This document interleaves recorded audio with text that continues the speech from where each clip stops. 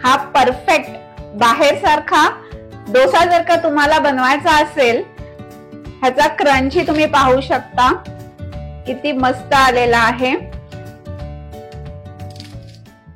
हाच क्रिस्पीनेस जर का तुमच्याही डोशाला तुम्हाला हवा असेल तर पुढची रेसिपी संपूर्ण पहा। हो, रेसिपी बनवताना मी खूप साऱ्या टिप्स सांगितलेल्या आहेत, तर व्हिडिओ हा स्किप न करता पहा। डोसा बनवण्यासाठी इथे मी 2 कप इतका तांदूळ घेणार आहे।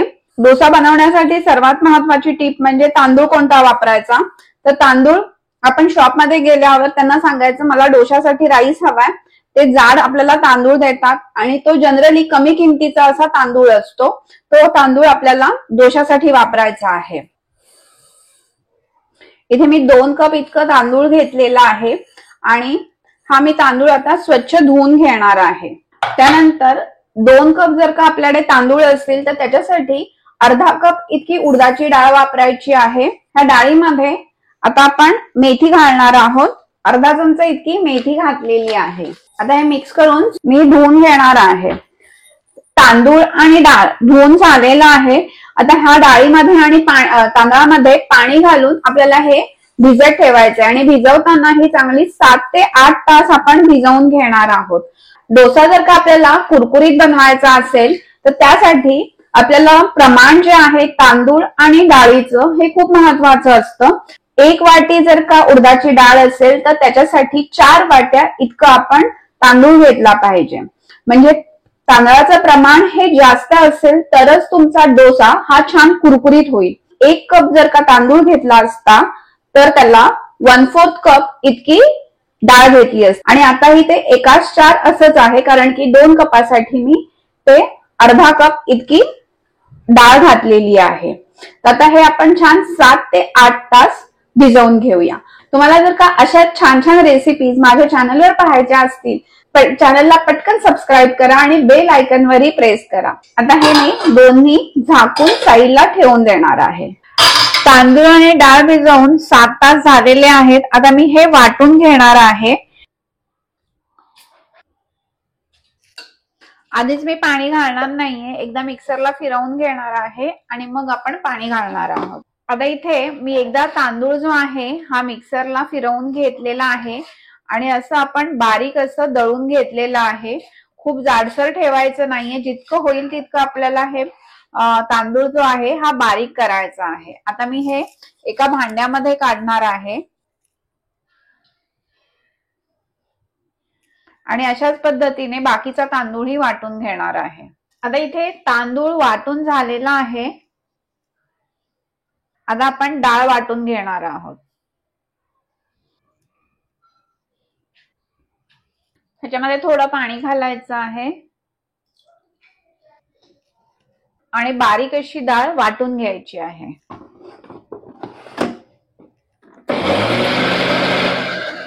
इथे थोडी डाळ वाटून झालेली आहे, त्यावेळी मी उरलेली डाळ ही ह्याच्यामध्ये घालणार आहे आणि तीही वाटून घेणार आहे।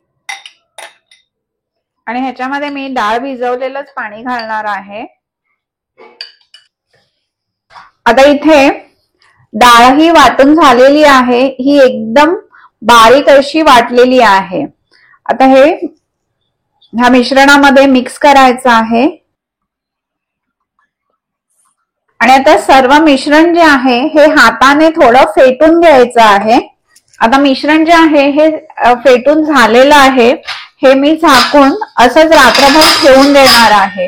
ह्याच्यावरती आता थंडी आहे त्याच्यामुळे वरती शॉल घालून हे झाकून ठेवायचं आहे आणि हे छान फर्मेंट व्हायला द्यायचं आहे। आता इथे पीठ आपलं रात्रभर फर्मेंट झालेलं आहे, आपण हे काढून बघणार आहोत। ह्याच्यातली मी जाळी दाखवते तुम्हाला।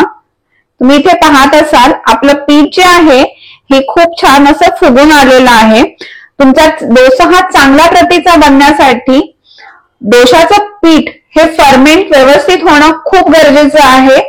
आता इथे बाउल मध्ये मी पीठ काढून घेणार आहे। ह्या पिठामध्ये आता मीठ घालायचं आहे त्यानंतर ह्याच्यामध्ये साखर घालणार आहे। डोसा कुरकुरीत होण्यासाठी आपल्याला तांदळाचं हे योग्य प्रमाण हवं, त्याचप्रमाणे डोसाला जर का ब्राऊन रंग यायचा असेल तर त्याच्यासाठी ह्याच्यामध्ये साखर घालायची आहे। त्यानंतर हे मिक्स करून घ्यायचं आहे।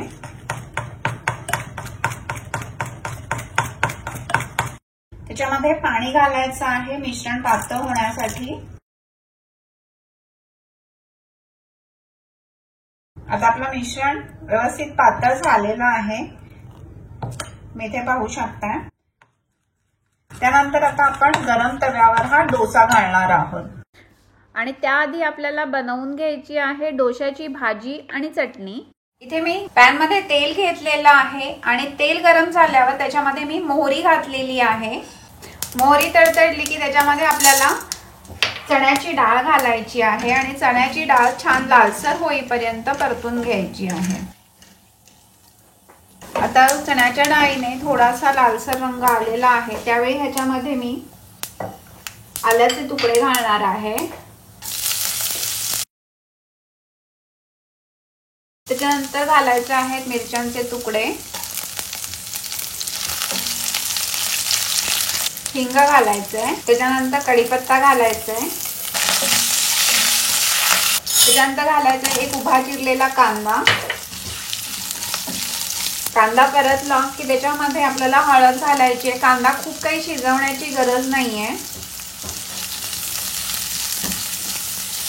त्याच्यानंतर त्यामध्ये मीठ घालायचंय। इथे मी बटाट्याचे फोडी करून घेतलेल्या आहे। जो आहे सालं काढल्यानंतर त्याच्या अशा पातळ अशा फोडी केलेल्या आहेत, पण खूप पातळ अशा फोडी नाहीत, मीडियम साईजच्या मी ह्याच्या फोडी करून घेतलेल्या आणि हा बटाटा कच्चा आहे। आता बटाटा आपण ह्याच्यामध्ये घालणार आहोत। बटाटा परतून घ्यायचा आहे।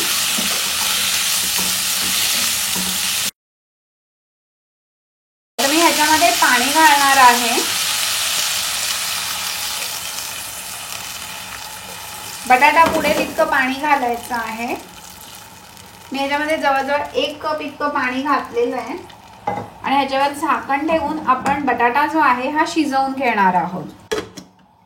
आता आपला बटाटा शिजेपर्यंत मी हा पॅन जो आहे हा दुसऱ्या गॅसवर शिफ्ट करते आणि इथे कढई ठेवलेली आहे गरम करत। ह्याच्यामध्ये आता आपण चटणी बनवणार आहोत आणि ह्यावेळी आपण चटणी जी बनवणार आहोत ती आहे टोमॅटोची चटणी। आपल्याकडे कधी कधी काय होतं की खोबरं किंवा कोथिंबीर आपल्या घरात अवेलेबल नसते, त्यावेळी आपल्याकडे टोमॅटोची चटणी हा एक चांगला ऑप्शन आहे। तुमच्या घरामध्ये जर का कांदा आणि टोमॅटो ही नसेल तर मग काय करायचं, मार्केटमध्ये जायचं आणि सगळ्या वस्तू घेऊन यायच्या। इथे कढईमध्ये मी थोडं तेल गरम करत ठेवलेलं आहे, त्याच्यामध्ये मी सुक्या मिरच्या घालणार आहे। त्याच्यानंतर मी कांदा घालणार आहे।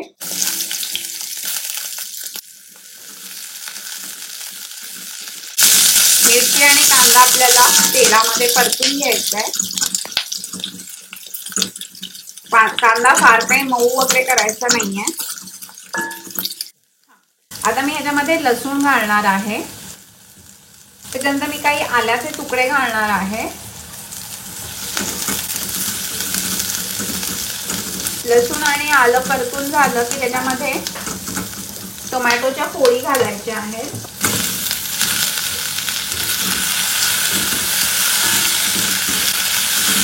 आणि आता ह्याच्यामध्ये आपल्याला टोमॅटो थोडी सॉफ्ट होईपर्यंत परतून घ्यायची।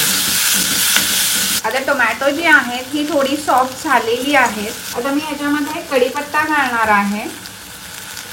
त्याच्यानंतर ह्याच्यामध्ये घालायची आहे पांढरपुरी डाळ। ह्याच्यामध्ये मीठ घालायचं आता। त्याच्यानंतर किंचित अशी साखर घालायची आहे टोमॅटोचा आंबटपणा बॅलन्स करण्यासाठी। पण जर का टोमॅटो फार आंबट नसतील आणि ही चटणी थोडीशी आंबट हवी आहे तर त्याच्यासाठी तुम्ही ह्याच्यामध्ये थोडी चिंच घालू शकता। आता मी ह्याचा गॅस जो आहे हा बंद करणार आहे आणि हे थंड करून मग मी चटणी वाटून घेणार आहे। आता इथे आपण बटाट्याची भाजी चेक करूया, बटाटा शिजला आहे की नाही हे चेक करायचं आहे। इथे बटाटा आपला छान असा शिजलेला आहे। त्यानंतर चमच्याने बटाटा थोडा थोडा प्रेस करून घ्यायचा आहे, म्हणजे आपली परफेक्ट अशी डोशाची गोळा भाजी तयार होईल। आणि आता ह्याच्यातलं पाणीही सुकलेलं आहे आणि आता तुम्हाला ह्याचं टेक्स्चर दिसत असेल सेम बाहेर आपली डोशाची भाजी असते तसंच तयार झालेलं आहे। आता ह्याच्यामध्ये मी किंचित अशी साखर घालणार आहे आणि कोथिंबीर पेरून भाजीचा गॅस बंद करायचा आहे। भाजी डोशामध्ये घालण्यासाठी रेडी झालेली आहे। आता हे सर्व थंड झालेलं आहे, त्यावेळी आपण हे वाटून घेऊया। चटणी वाटल्यानंतर त्याच्यामध्ये आंबटपणा कमी जाणवतोय, म्हणून मी हे चिंच घालून पुन्हा एकदा फिरवून घेणार आहे। आपली चटणी जी तयार झाली आहे त्या चटणीला आता मी फोडणी देणार आहे। त्याच्यासाठी मी ते कडल्यामध्ये थोडं तेल गरम करत ठेवलेलं आहे। तेल गरम झालं की त्याच्यामध्ये मोहरी घालायची आहे। मोहरी तडतडली की हीट बंद केलेली आहे आणि त्याच्यावरती घालायची कढीपत्त्याची पानं। त्याच्यामध्ये आता मी ही फोडणी जी आहे चटणीवर घातलेली आहे। डोशाची भाजी आणि चटणी तयार झालेली आहे। आता आपण डोसा बनवणार आहोत, त्यासाठी इथे मी तवा गरम करत ठेवलेला आहे। इथे तवा जो आहे हा व्यवस्थित गरम झालेला आहे, त्यावेळी ह्याच्यावर मी तेल घालणार आहे आणि तेल घातल्यानंतर ह्याच्यावर मिठाच्या पाण्याचा हपका मारणार आहे।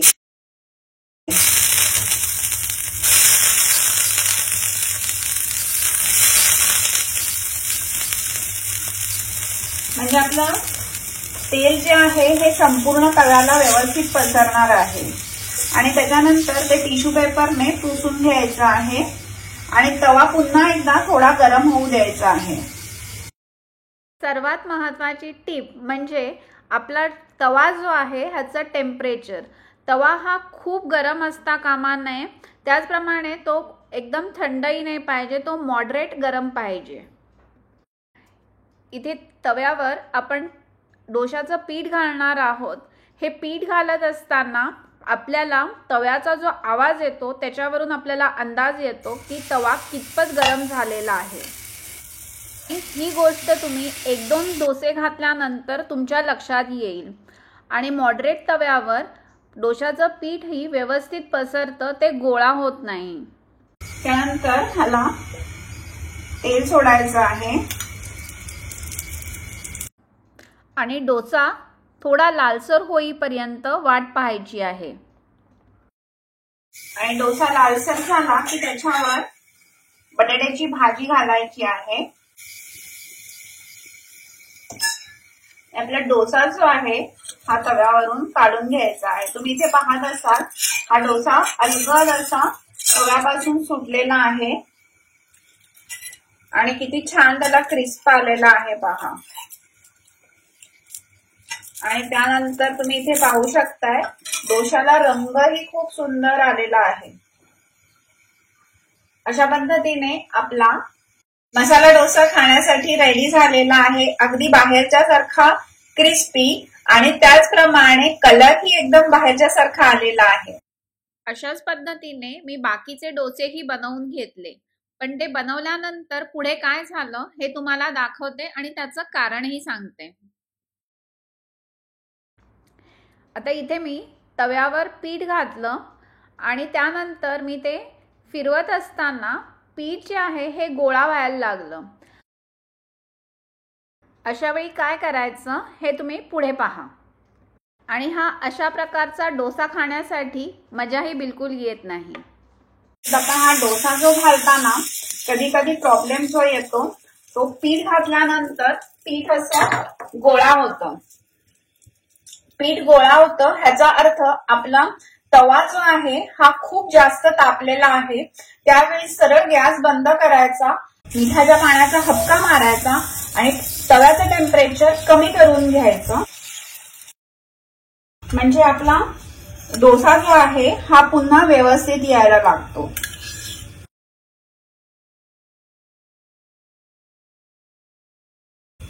आणि ह्याच्यावर भरपूर असं तेल घालायचं आहे। तेलामुळे डोसाला शाईन जी आहे ती खूप छान येते। आपण बाहेर ज्यावेळी डोसा खातो त्यावेळी तुम्ही पाहत असाल आपल्या हाताला खूप सारं तेल लागत असतं, म्हणजे त्याच्यावर भरपूर सारं असं तेल घातलेलं असतं आणि त्याच्यामुळे तो टेस्टीही लागतो। आता ह्या ठिकाणी मी तुम्हाला डोसा परफेक्ट बनवण्यासाठी खूप साऱ्या टिप्स सांगितलेल्या आहेत. ह्या साऱ्या टिप्स तुम्ही फॉलो करा. तुमचाही डोसा जो आहे हा परफेक्टच बनेल. तुम्ही इथे पाहताय आपला प्रत्येक डोशाचा रंग हा छानच येतोय आणि त्याचा क्रिस्पी खूप सुंदर येतो आणि हा बराच काळ क्रिस्पीही राहतो.